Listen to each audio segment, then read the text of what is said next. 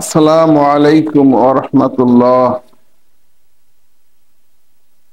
আমি পবিত্র কালাম পাকের 50তম সূরা সূরা কফ এটা তেলাওয়াত করব এবং 1 থেকে 5 নম্বর আয়াত তেলাওয়াত করব এবং তার সরল অর্থ এবং শিক্ষা আলোচনা করব। যে আল্লাহ তাআলার কাছে তৌফিক চাচ্ছি। তৌফিক বিল্লাহ। আউযু বিল্লাহি মিনাশ শাইতানির রাজীম। বিসমিল্লাহির রহমানির রহিম। বিতাড়িত শয়তান থেকে আল্লাহর কাছে পানা যাচ্ছি। মহান করুণাময় আল্লাহর নামে শুরু করছি। কফ ওয়াল কোরআনিল মাজিদ। কফ শব্দটি এটা হরফের প্রথম অক্ষর।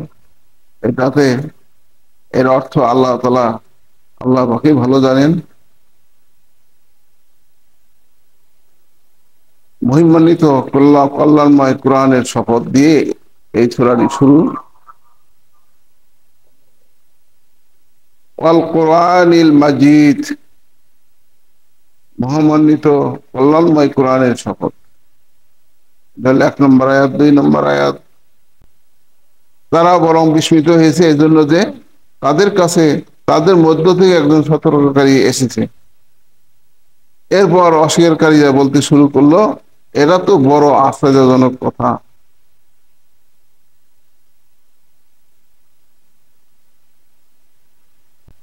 আমরা যখন মরে যাব ও মাটিতে মিশে যাব তখন কি আমাদের উঠানো হবে? এ প্রত্যাবর্তন তো যুক্তি বুদ্ধি বিরোধী।